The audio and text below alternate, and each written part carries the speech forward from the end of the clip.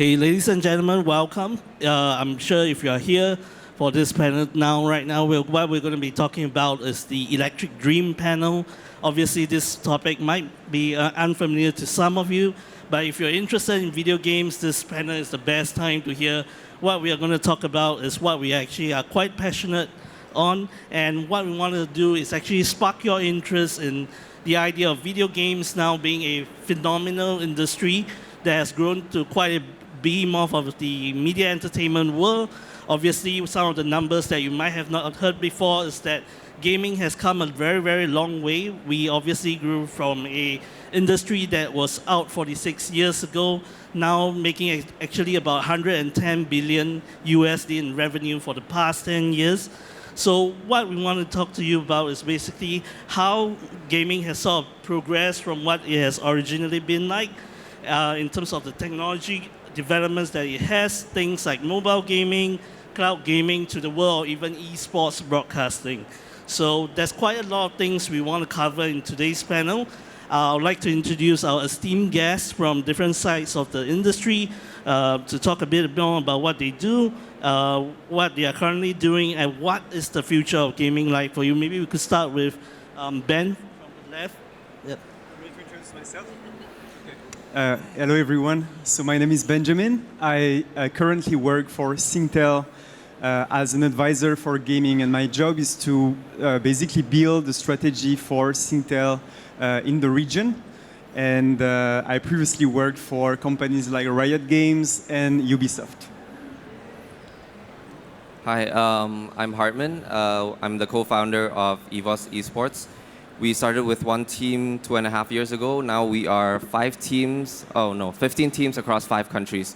So our main focus is Southeast Asia. We compete competitively, professional gaming across titles like Mobile Legends, Free Fire, Dota, League of Legends. Yeah. Hi, I'm Karl, producer at Ubisoft Singapore. I've been developing AAA games for the last 15 years, and here in Singapore for the last 10, focusing particularly on Assassin's Creed. I worked on games such as Assassin's Creed 2, Assassin's Creed 3, Assassin's Creed 4 Black Flag, led the production here on Assassin's Creed Origins, and for the last 18 months, producer of Skull and Bones, which is our own AAA IP being launched here in Singapore. Hello, my name is Elicia. I run Elephant, which is a gaming organizer and marketing company. So we run GameStart Asia, which is the largest gaming convention in Singapore, as well as specialize in marketing for games and live production for esports. Okay, so guys, I understand like we're now talking about where gaming is sort of changing quite significantly over the last 10 to 15 years. Obviously, we all are in the industry ourselves. We know what's happening. But maybe if I could ask a bit more into every panelist's opinion, what does the future of gaming represent for you? All right, so that's a very interesting question because gaming has changed in a very huge way in the last 2 to 3 years, actually. I think there have been essentially 4 revolutions. 2 came before and 2 are in the works. The first revolution was free-to-play games. Because previously, gaming was basically a box model, a bit like the movie industry, where you had to buy a game to be able to play, and suddenly free games appeared, monetized through in-game purchases. And by doing that, a lot of people who couldn't afford the games before started to play, mostly in Asia. The second revolution was mobile gaming. And this one also took everyone by surprise. Mobile gaming a few years back was seen as the kingdom of casual gamers. And what we've seen in the last 2-3 years is that a lot of games that we call the core games that require a lot of involvement, emerged on gaming. It started, I think, essentially with Tencent creating the first MOBAs on mobile, and millions of people who were previously not playing because they couldn't use the appropriate hardware started to play. So now, the 2 revolutions that are coming, in my opinion, are esports. So it's not exactly coming, it's here, but it's still a very new and nascent industry. And the second one is cloud gaming. And cloud gaming, I'm sure we will talk a lot about it today, is actually when you put the processing power outside of your personal computer and you displace it in the cloud, so in data centers where basically all the calculations are made. By doing so, it means that virtually you can play any game on any type of device as long as you have a good internet connection. And this is potentially a great revolution in the way we distribute games, because millions of people who could never enjoy before what's a good AAA game like Assassin's Creed will be able to do it for the first time. So I'm very excited about that, especially because I work for a telecommunication group, and cloud gaming means playing over the internet, the same way you would stream Netflix, for instance. And it's not possible unless you have a great internet connection, a stable one, and obviously telecommunication companies are going to play a very essential role in that domain. So obviously now we heard a bit more from how the dynamics of what the game industry represents in terms of the business model, especially when we touch on free-to-play and obviously mobile gaming. It sort of changed quite a big part of how the business world actually interacts with video games in general. But maybe from another perspective, Karl, since you are on the development end of things, what could you really share about what gaming has changed for you in terms of maybe it could be through the development phase of a game? What has the change of the future of gaming be like for you? Yeah, just to reiterate what you said earlier on about the size of the industry. I mean, in 2018, video games accounted for $135 billion, and for the last 8 years, it's been bigger than music and movies combined. So it is by far the leading entertainment media out there. And over the last few years, a few of the big things have been, the prevalence of online. A lot of our games live far beyond from when they're launched. We have game as a service that lived for many years. For us, Rainbow Six Siege is now into its 4th year with nearly 50 million players. That's also big on the esports side.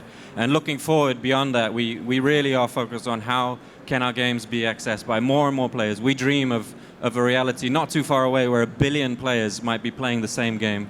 And that's going to be possible thanks to streaming, thanks to the cloud gaming that Ben was mentioning, because we have technology like Stadia that Google has announced and will be coming out later this year that will allow people to play incredible games like Assassin's Creed on their mobile phones, on their tablets, on their laptops. They don't need the processing power at home. They just need to be close to a good internet connection. So I think that accessibility, the ability to reach more players is going to be huge. From us as a development standpoint, the dominance of AI is really helping, first of all, in the experiences we can create for our players. At Ubisoft, we really want to create these beautiful world simulations, and the more intense our AI can be. We have 3 of our AI programmers here in the house today, so hi, these guys are bringing AI to you on Skull and Bones. So if it's amazing AI, those guys are to credit.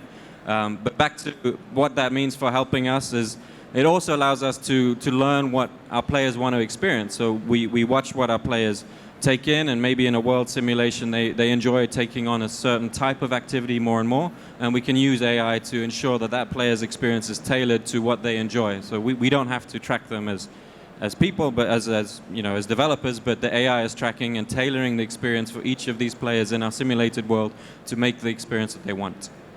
So obviously we heard a bit more about artificial intelligence being relevant in game development nowadays, and obviously we see the forefront of games development in terms of moving on from just purely theoretical game engine development, and then we move on to things like how games are being developed with a lot of feedback from the user who cares about how am I playing the game tomorrow? Is it a better experience on a day-to-day basis as well?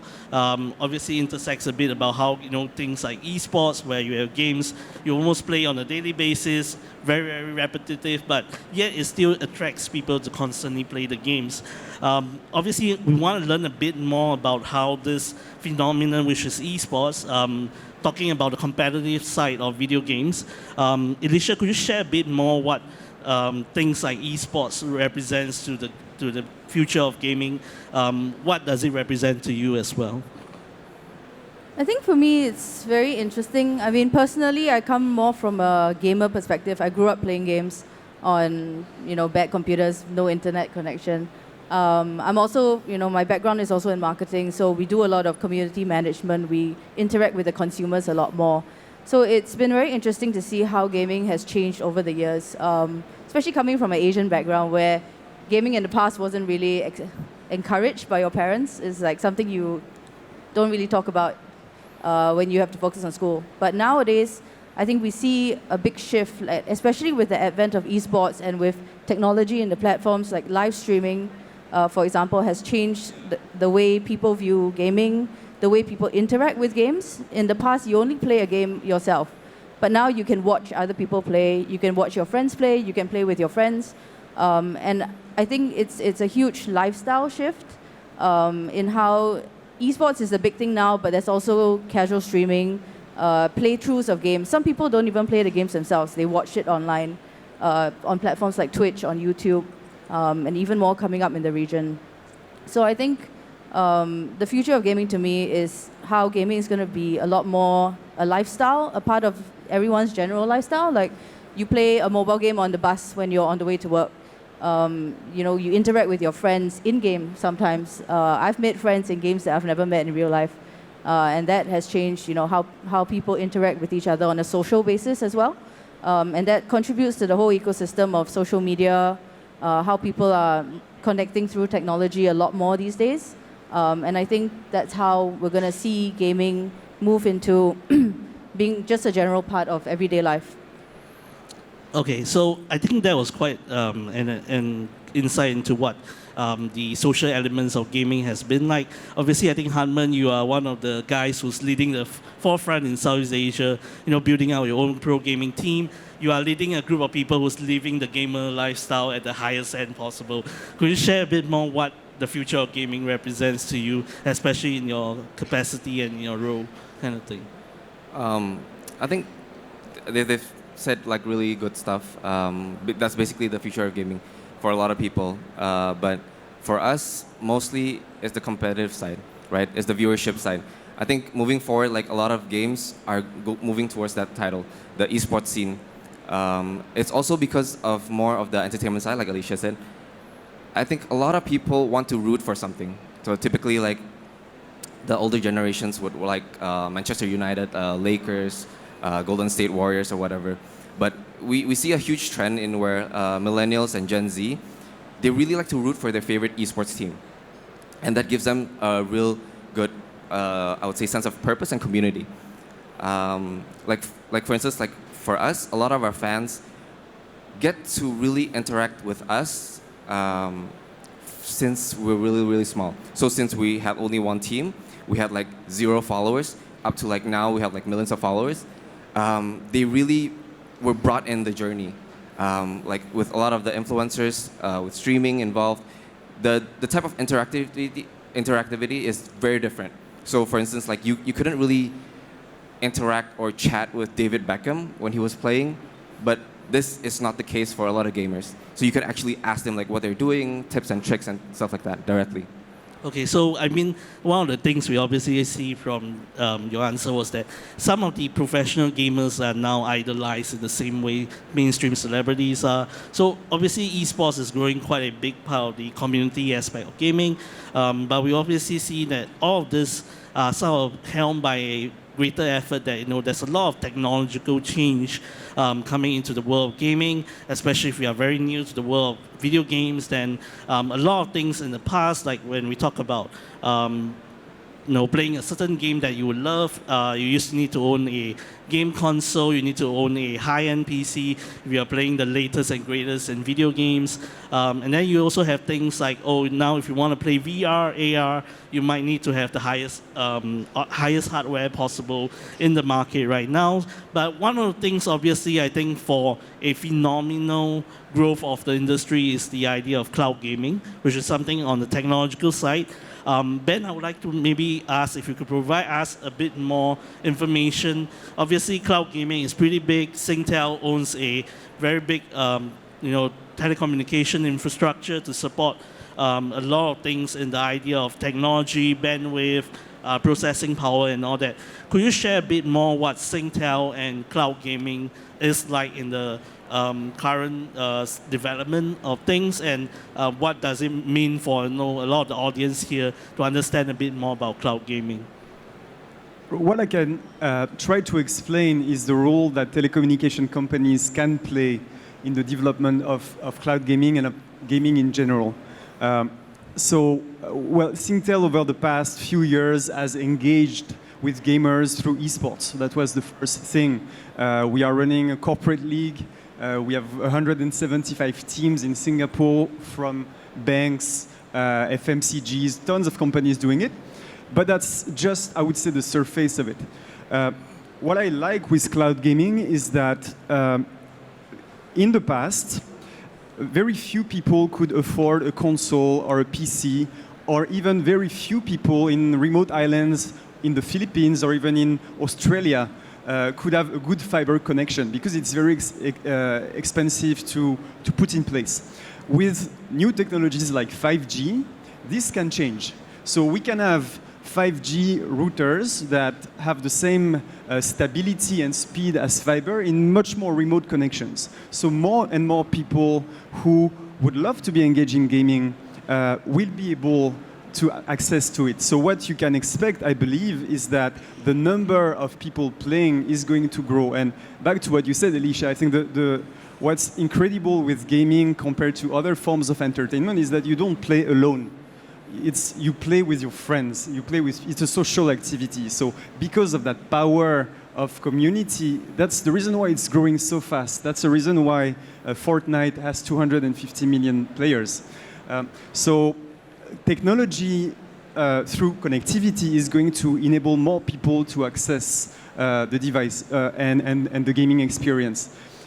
The hardware barrier is another issue, and the first thing that cloud gaming is going to do is to offer a new way to consume games. It's not going to suddenly disrupt PC or console or mobile gaming. Many people are going to continue to play with their mobile games because it doesn't use much data. The games are great. It's convenient. And I suspect that the PlayStations of the world and the Xboxes are going to continue to be very successful, maybe in a different form, maybe more affordable. But cloud will be a new way, a new option to grow the overall player base. So I think that trend that we see, that growth is going to continue, and the telecommunication companies have to be the enabler of that, because without connectivity, without a stable connectivity, which 5G can provide, it's going to be very hard to offer a good gaming experience, especially a competitive gaming experience to players. So that's what companies like Singtel are going to look at. Okay, so I think quite a large part of that layer is obviously satisfied by the implementation of a good, support infrastructure to build on all these aspects. Obviously, community building is one part of it. Game development has also been part of it.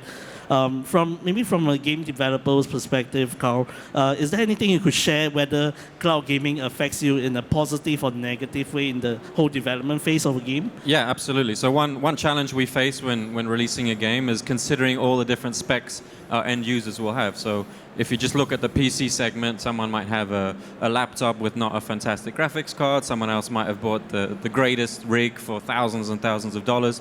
And trying to tailor experience that is going to be good for all of them is a big challenge, especially for our programmers, our artists, etc. So with cloud gaming, the beauty of that is that the processing power is in the cloud. And so from a creative standpoint, we can have moments in our games that are exceedingly expensive in terms of how much power we need, but that's okay because the processing power is elsewhere in it.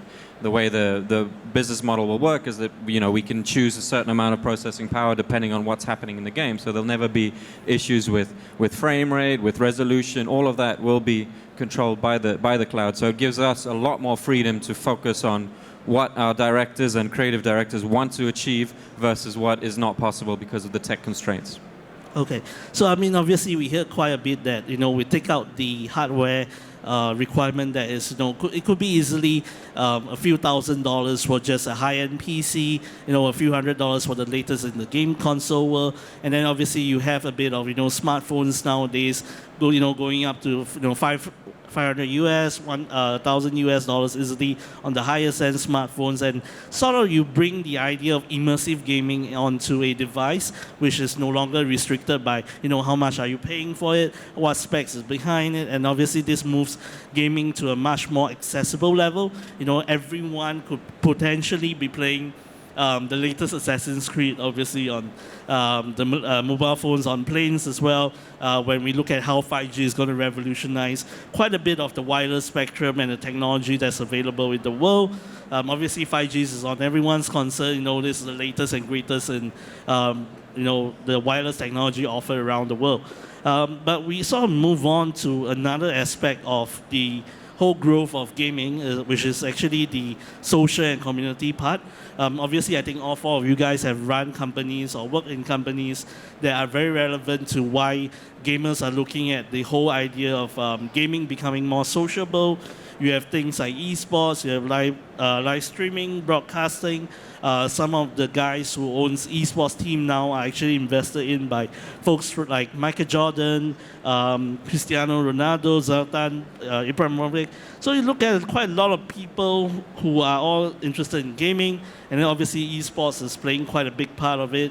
The idea of community live streaming and all that is also quite a big part of it. And Elicia, we understand probably from your profile that you also manage one of the top athletes for esports in Singapore, who is Xian, who's one of the world's best Street Fighter players. Could you share a bit more what esports represents for companies who's trying to get into the idea of the video games world? What does esports represents to them on that aspect? I think the closest would be, I guess, to compare it to sports, right? So now, increasingly, a lot of brands are referring to professional esports players as athletes. So I think for brands who are interested in esports, and I think Hartman will be able to share more as well, it's like Xian is one of the top Street Fighter players in the world. He's Singaporean. He travels the world pretty much to compete, win tournaments. He also is sponsored by several brands, including Singtel, who are looking for brand recognition and across, considering that live streams for tournaments are viewed by millions of people around the world. So this is an easy way to get your brand out there, I think, amongst key markets that you're looking at. Xian, of course, is Singaporean, but he has international appeal. So, for example, every time he goes to a tournament, he wears a Monster cap because he's sponsored by Monster. He wears a jersey that has all the logos on his brands. He has social media channels that endorse and talk about the brands who are supporting him in his esports journey. So I think from a marketing, a brand positioning, and also for brands who want to be associated with the esports community, which is a very unique community, I think, gamers. We are all about authenticity. We are very sensitive to brands who appear to just be trying to sell us something versus a brand who genuinely tries to understand what the gamers want, what the esports viewers want, and try to be a part of the entire lifestyle and ecosystem. So I think that's very important for any brands who are interested to get into esports. So obviously, I think from what Elicia highlighted, there's a lot of demand for authenticity from just the industry players themselves. But Hartman, because you basically own a team which now represents, going ahead with the whole idea of you are leading that lifestyle already. Could you really share a bit more, especially obviously your team runs on, the heavier side on mobile gaming, which is also quite big in terms of where it is in Asia and in Southeast Asia. Could you share a bit more? What do you think the whole esports, live streaming, community, social aspects of gaming, is as important for you? I think to add on to like what we've discussed just now, we've been talking a lot about 5G, right? But keep in mind that in other countries in Southeast Asia, everybody's still working towards 4G, and the growth has still been tremendous. It's still like 30% year on year, and a lot of the big games are at 30 million DAU. So it's huge, right? And when Elicia talked about brands, there's a huge factor in where, like, back when I said about growing up together, these people really feel passionate about like, hey, this specific brand is like helping my passion, my dreams, and they're funding it, and they're so into it, and they're so authentic about it. So when seeing that, a lot of the fans are actually like, hey, instead of using this brand, why not I use this brand? So the main goal for brands typically attaching themselves with the whole esports market is about top of mind. So whenever they think of, say, a ride-hailing app or e-commerce app, they'll think of this specific website or startup that actually help their interests. So for us, like this whole community is really, really solid, and unlocking in the next future for the next foreseeable, like 3 to 5 years, the 4G, the 5G aspect would be super huge. I think that's the biggest part of how brands can really engage, and plus, positioning ourselves with the digital Silk Road. I think that is where the future is going to be. Oh. Yeah, I just wanted to add that nowadays a lot of brands want to do their own esports event, and they call a lot of event organizers to have their own Mobile Legends, Dota 2 tournament, and they might end up disappointed because they expect crazy viewership like the League of Legends finals, 123 million or something like that, and they don't get that. So I think it's a bit surprising because if the same brand wanted to sponsor basketball or Formula One, they wouldn't do their own Formula One tournament, right? They would just sponsor. And I think as a brand, you need to be very clear about what's your objective. Is your goal to be the lifestyle partner of gamers? If that's the case, you can engage at the grassroots level. You can just be there whenever they play in their PC bars, in their campuses, by providing value-add services to them, not trying to sell things to them, because they will recall what you're doing and who you are. Now, if your goal is awareness, viewership, I would rather put the money in one of the top 3-5 big events, or in a team that you truly believe in and you believe this team is going to be strong. Because then you are a long-term partner of people who can become superstars. Because, the older generations, of which I start to be part of, they tend to see gaming as not a sport. It's people playing. But to be good at games, you need to be as skilled as any professional athlete. You need to have the same dedication, the same talent. And when you start to recognize that and to understand it, then suddenly all these pro players, you see how good they are, and you understand why all these millions of viewers watch them play, because they are learning, it inspires them. So when we start to understand that and do that shift in the state of mind, then I think the type of brand support we can give is much more authentic. So that's what I would recommend. Let me add to what Ben said. So during our time talking to a lot of brands, I think the main mistake that they see is either making a tournament. So there are a lot of tournaments already. You don't have to be another tournament. So things get saturated, viewership gets saturated, right? Another thing is that they look for teams that are just strong, or they just recently won a tournament or a huge tournament, and then they sponsor that team. But from our experience, that doesn't typically work. Winning is not sustainable. You don't win like every single time all the time, right? So when you lose, then your fans go away, your engagement goes away. So what we recommend for a lot of brands is actually work with a team that tells a story.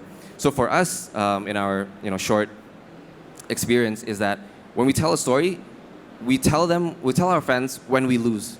We bring them on a journey. We document everything. And so when we lose, fans are typically more sympathetic, and they say, "Oh, try harder next time. We really like you, and you can really do it." When we win, we gain more fans, right? So it's that journey that is worth the while, not really that particular winning, is what I want to say. Yeah, and long-term partnerships is the way to go. Yeah.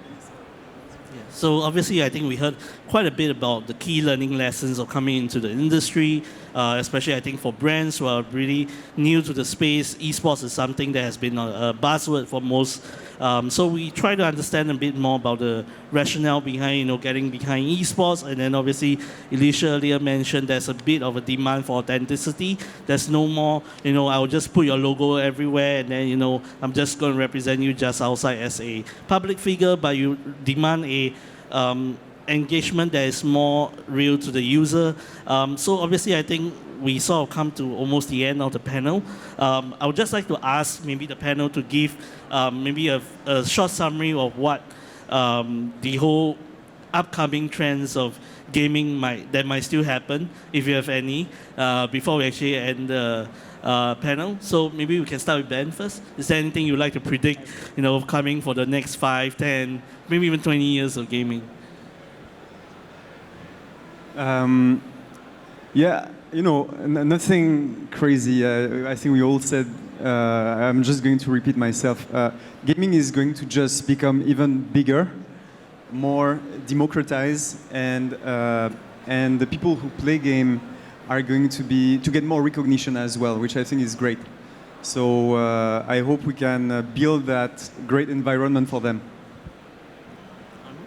The huge trend, I think, is esports is getting more and more recognized in the traditional sports. So in the Olympic community, Asian Games was the first one. So like EVOS, we are fortunate enough to be representing Singapore to the SEA Games this year. So I hope all you guys can support us in our efforts. And in the future, I think there's more to come. Yeah, the barrier of entry of gaming is getting lower and lower, and we predict and hope that by the year 2030 there'll be 5 billion gamers worldwide. Okay. Yeah, I think nothing much new, but I do see gaming really becoming a part of the everyday lifestyle, especially with the younger generation, and looking at how consumer habits and how they consume media on the online space is really changing. So that's what I expect it to be. Okay. So obviously, thank you to everyone on the panel for, coming today to explain to quite a large audience who might not be very familiar with video games in general. The industry is really growing at an amazing rate. Obviously, you see quite a lot of the mentions of the latest in the technology and the things that is happening for video games. So I think at this stage, we just want to check if there's any questions. Okay, seems like there's no questions for the panel, so we'll just move on to the next panel. Thank you, everyone.